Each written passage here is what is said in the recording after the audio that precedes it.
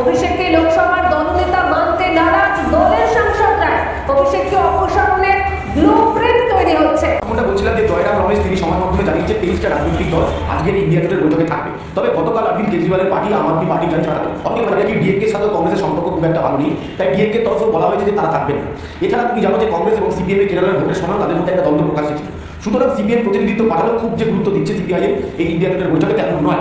অন্যদিকে তোমরা জানা যায় কি 5 রাজ্যে যে ভোট হচ্ছে সেই ভোটে তৃণমূল কংগ্রেসের একেবারে পরাজয় হয়েছে। সুতরাং তৃণমূল কংগ্রেস এই মুহূর্তে একটা ক্ষমতাচ্যুত হওয়া রাজনৈতিক দল, যারা এই মুহূর্তে নিজেদের অস্তিত্ব টিকিয়ে রাখার জন্য ইন্ডিয়া জোটের সাথে আবার নতুন করে সম্পর্ক তৈরি করছে।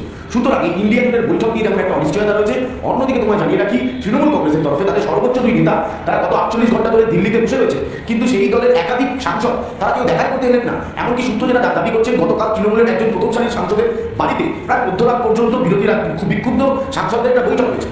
ফলে এই তৃণমূল কংগ্রেসের এখন অস্তিত্ব নিয়ে যথেষ্ট সংকট রয়েছে। সংসদীয় দলে তাদের যে পরিকাঠামো ছিল সেই পরিকাঠামো থাকবে। কাকুলি ঘোষ দস্তিদার, সুখেন্দু শেখর রায়রা তারা বিক্ষুব্ধ। এছাড়া একাধিক তালিকা রয়েছে আমাদের কাছে যারা বিক্ষুব্ধ। তারা বিক্ষুব্ধ একটাই কারণ হচ্ছে অভিষেক বন্দ্যোপাধ্যায়ের নেতৃত্ব তারা মানতে চাইছেন না। দিল্লি যাওয়ার কলকাতা যান কি তাদের সমাধানটা কি হবে? সাধারণ মানুষ তাকে পরিত্যাগ করেছে, তার পার্টি লোকেরা পরিত্যাগ করে চলে যাচ্ছে পার্টি, সে পার্টি বলছে ভাইপো মিলে মমতা এবং অভিষেক ব্যানার্জি দুজনে মিলে ইন্ডিগোর সাথে জোট করতে চলেছে যেন তৃণমূল শক্তিশালী হয় এবং ফের গতিতে আসতে পারে বিজেপিকে হাঁটিয়ে। কিন্তু তৃণমূলের ভিতর থেকে বড় বড় সাংসদরা তারা সকলেই তোমার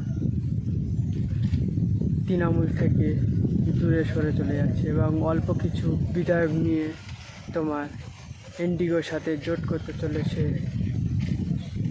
এই জোট কত শক্তিশালী হয় এবং বিজেপিকে হাঁটিয়ে দিতে পারে কি না পারে আপনারা দেখুন এবং কমেন্ট বক্সে কমেন্ট করুন এবং